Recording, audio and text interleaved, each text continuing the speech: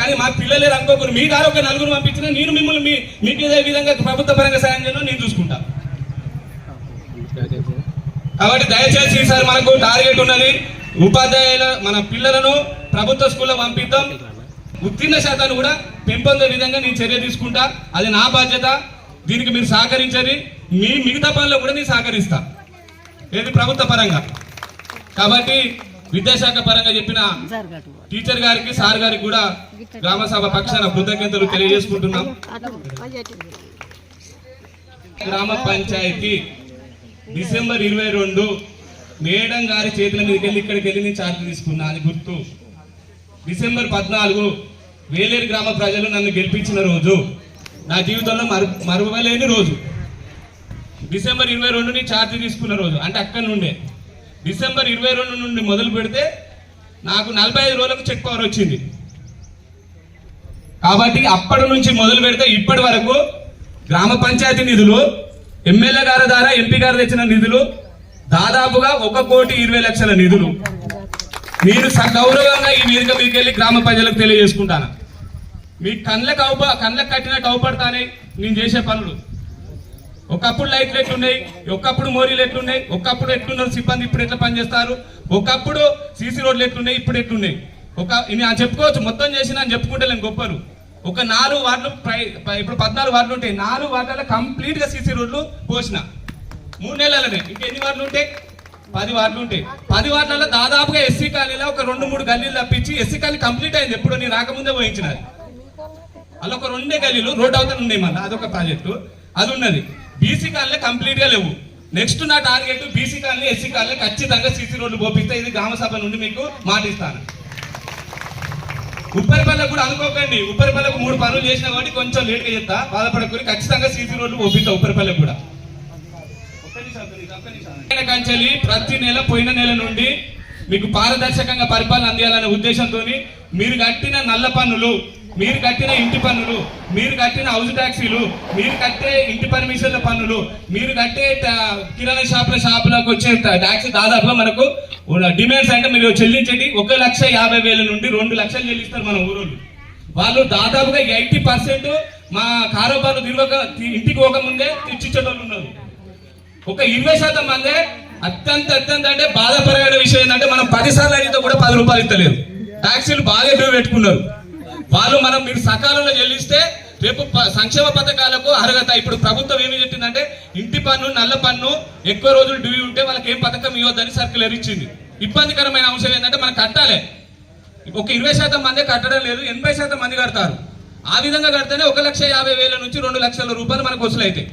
ఇళ్ళ వసూలైన దాంట్లో 50 రూపాయలు కాదు 10 రూపాయల నుండి మొదలు పెడితే ఎంత ఖర్చు పెట్టినా కూడా పారదర్శక పరిపాలన అందించాలనే ఉద్దేశంతో మీరు గతంలో చూడండి, ఇప్పుడు చూడండి, నేను ప్రతి నెల పోయిన నెల నుండి 10 రూపాయల ఖర్చు నుండి మొదలు పెడితే 1,00,000 రూపాయలు కానీ మీరు చేసిన దానికి ఎందుకు ఖర్చు పెట్టినా, ఏడ పెట్టినా, ఏ రూపాయికి అనేది ప్రతి నోటీస్ బోర్డు మీరు ఖర్చు పెట్టినా మీరు ఎవరైనా చూడొచ్చు. అది మీరు పైన ఇప్పుడు కొద్దిసేపు చదవండి. అలా 50 రూపాయలు ఉంటుంది, 5,000 ఉంటుంది, అన్ని ఉంటుంది. ఎందుకు పెట్టి అనేది కూడా ఉంటుంది. ఉదాహరణకు మన గ్రామ పంచాయతీ పక్షాన ఒక కుక్క తెచ్చిపోతే తీసి బయట వెళ్ళాలంటే కూడా 200 రూపాయలు తీసుకుంటారు సిబ్బంది. అది దానికి కూడా ఎవరింటి ముందు చచ్చిపోయింది, ఏ టైము ఏ డేట్ అని కూడా అని ఉంటుంది. ఉట్టిగా టూటీగానే 10 కుక్కలు ఈ నెలలో 50 కుక్కలు తెచ్చినాయి, 10,000 వచ్చినాయి కాదు. ప్రతిదీ మీరు కట్టే ప్రతి పన్నుకు కూడా అవపడే విధంగా పారదర్శక పరిపాలన అందిస్తాను. ఇంకేమైనా డౌట్లు ఉంటే నన్ను కానీ కార్యదర్శిని సంప్రదించవద్దు, తప్పు లేదు, సంప్రదించాలి, అడగాలి. మీకు ఎలాంటి అనుమానాలు ఉన్నా నేను ఇప్పటి వరకు వచ్చిన 1,20,00,000 ఇలా మిగతా నేను తెచ్చిన ఫండ్ అంతా ఎమ్మెల్యే గారి, ఎంపీ గారి సహకారంతో తెచ్చింది. మనకు 1,30,000 రూపాయలు కరెంటు బిల్లు అవుతుంది గ్రామ పంచాయతీకి. 1,30,000 రూపాయలు గ్రామ పంచాయతీకి కరెంటు బిల్లు వస్తుంది. ఏ గారికి తెలిసి ఇక్కడ ఉన్నాడు. ఇప్పటి వరకు నేను వచ్చిన కాంచెల్లి నేను ఓపెన్ గా చెప్తానా, 2 సంవత్సరాల నుండి స్పెషల్ ఆఫీసర్ నుండి ఉండటం వల్ల కరెంటు బిల్లు రూపాయి కట్టలేదు. 32 లక్షల రూపాయలు గ్రామ పంచాయతీ కరెంటు శాఖకు చెల్లించాలి. 32 లక్షలు గ్రామ పంచాయతీ కరెంటు బిల్లు ఇవ్వాలి. మన ఇళ్ళలో ఎట్లా కరెంటు బిల్లు కడతామో ఇది కూడా కట్టాలి. మీరు అనుకోవచ్చు ఇది గ్రామ పంచాయతీ ప్రభుత్వమైనా దీనికి ఎందుకు కడతామని అనుకుంటారు కొందరు.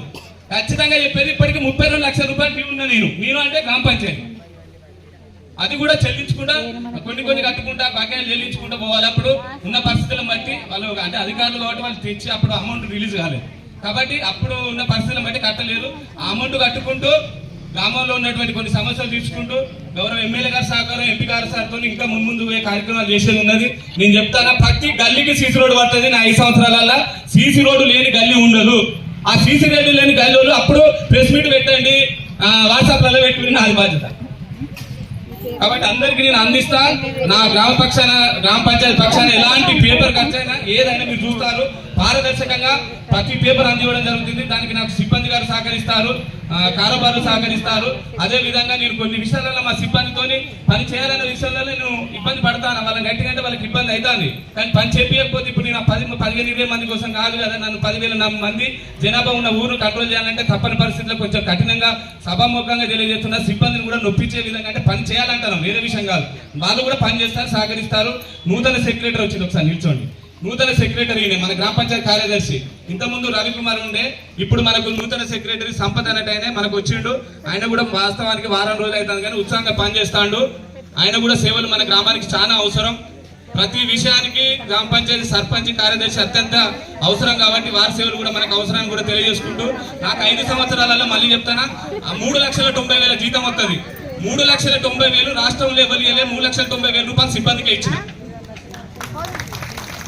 3,90,000 6,500 ఇంటూ 60 నెలలు 3,90,000 రూపాయలు వాళ్ళకే రాసి ఇచ్చిన. వాళ్ళనే తీసుకోమన్నా వాళ్ళే తీసుకుంటారు. కానీ వాళ్ళ దగ్గర నేను కోరుకున్నది ఒక్కటే, ఖచ్చితంగా పని చేయాలి, ఖచ్చితంగా మీ నాయకులు తీసుకోరు. ఇంకేమన్నా అడుగురనే చెప్తాను.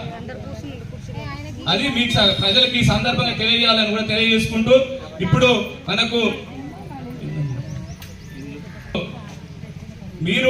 మీరు మాట్లాడే అవకాశం ఉంటుంది. మన ఊళ్ళో ఏమేమి సమస్యలు ఉంటే నోట్ చేసుకుంటాం. ఇప్పుడు వచ్చే నెలల ఇప్పుడు మనకు వచ్చేసి గ్రామంలో సంబంధించి గ్రామ సభ ఇప్పుడు ఈ నెలలో మళ్ళీ పెడతాం. గ్రామంలో ఎన్ని వీధులు ఉంటాయో అన్ని వీధులకు పేర్లు పెడతాం. వీధులకు పేర్లు పెట్టే అధికారం గ్రామ పంచాయతీకి ఉంటుంది. వీధులకు పేర్లు పెట్టి ఆ వీధులకు నెంబర్లు కూడా ఇస్తాం. ఉదాహరణకు సుభాష్ నగర్ ఉన్నది, సుభాష్ నగర్ వీధి నెంబర్ 1, 2 అని ఇట్లా. అంబేద్కర్ ఉంటే అంబేద్కర్, ఎస్సీ కాలనీ ఉంటే ఎస్సీ కాలనీ, అక్కడ స్తూపం ఉంటే స్తూపం వీధి నెంబర్ 1, ఇట్లా మొత్తం పెద్దలందరినీ పిలిచి నేను వీధికి పేర్లు నెంబర్లు కూడా పెట్టి దాన్ని గూగుల్లో పెట్టి ఎవరైనా వచ్చినా కూడా గూగుల్లో మనం మ్యాప్లో ఎట్లయితే పోతామో అక్కడ కరెక్ట్ ఆ నెంబర్ కొట్టంగా అక్కడ ఏర్పాటు చేస్తాను. అది కూడా ఒక మంచి కార్యక్రమం. ఇంకోటి 2వ అంశం, రోడ్డుకి ఇరువైపులా మొక్కలు తీసుకుంటానా, పెద్ద మొక్కలు తీసుకొని మన పెట్రోల్ బంక్ నుంచి స్టార్ట్ అయితే ఊరుకు చివర్లు ఎటు ఉంటే అటు మొత్తం పెద్ద మొక్కలు తీసుకొని మనకు గ్రీనరీ అనేది 90% ఉండే విధంగా గ్రామంలో నేను చర్యలు తీసుకుంటాను. దాని గురించి మొన్ననే తీర్మానం చేసిన. వచ్చే నెల నుండి మొక్కలు కూడా ఉంటాయి, పెద్ద మొక్కలే తీసుకొస్తాను, ఏదో చిన్న మొక్కలు తెచ్చుడు కాదు. కానీ వాటికి సంబంధించి అంటే ఏర్పాటు కూడా పగడబందిగానే చేస్తా. ఎలాంటి మొక్కలు గొర్రెలు కానీ ఏదో కానీ అలాంటి కావాలనుకొని గొర్రెలో తొక్కించడం చేస్తే మాత్రం నేను కఠిన చర్యలు మాత్రం వాళ్ళ మీద తీసుకుంటా, సభాముఖంగా తెలియజేసుకుంటాను. ఎందుకంటే మనం ఇంత కష్టపడి గ్రామ పంచాయతీ బడ్జెట్ తో మొక్కలు ఒక మొక్క 600 రూపాయలు పెట్టి మనం పెడతాం, పెద్ద మొక్క. దాన్ని మనం కాపాడుకుంటూ మన అందరి బాధ్యత. కావాలని ఒక్కరు వదిలిపెట్టాడు దాన్ని మేపే విధంగా చేస్తే ఎంత బాధ అనిపిస్తుంది మీరు ఆలోచించండి. దాని మీద కూడా కఠిన చర్యలు తీసుకుంటాను నేనైతే. ఎవరైతే దాని మీద కావాలని మొక్కలను పాడు చేసే విధంగా ఉంటే మాత్రం అన్ని కఠిన చర్యలే. దాదాపు అది తెలిసిపోతుంది. ఊరు మొత్తం ఎంపీ ఫండ్లకు వెళ్ళి 5 లక్షలు తెచ్చి ఊరు మొత్తం సీసీ రోడ్లు, ఈ సీసీ కెమెరాలు ఉన్నాయి. మీరు గ్రామ పంచాయతీ చూడండి, సీసీ కెమెరా ప్రతి గల్లీ ఏం చేస్తుందో నాకు సీసీ కెమెరాలు ఇక్కడ గ్రామ పంచాయతీ అవపడుతుంది.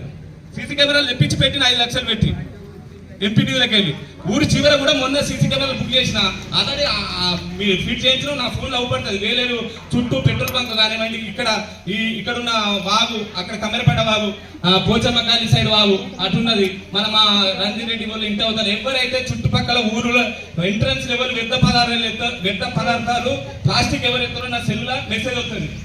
వాళ్ళ మీద కూడా చర్యలు తీసుకుంటా. ఊరు చివరి ఎవ్వరు కూడా ఇవ్వద్దు. ఎందుకంటే ఊరుకు పెద్ద పెద్ద ఆఫీసర్లు వస్తారు, వాళ్ళు వస్తారు. మనం ఏమన్నట్టు ఈ ఇళ్ళను చూసి ఇల్లును అన్నట్టు ఆ ఊరికి ఎంట్రన్స్ చూడంగానే మనకు అవపడదు అనుకో, మనం ఆదర్శ గ్రామం కాలేము. షాపులను, చికెన్ షాపులను, హోటళ్లను పిలిపించి మీటింగ్ పెట్టినా వాళ్ళు కూడా సాధ్యమైనంత వరకు మీరు ఛాయ్ పోసిన కూడా ప్లాస్టిక్ గ్లాస్ కాకుండా సీసర్ గ్లాస్ ఏమన్నా.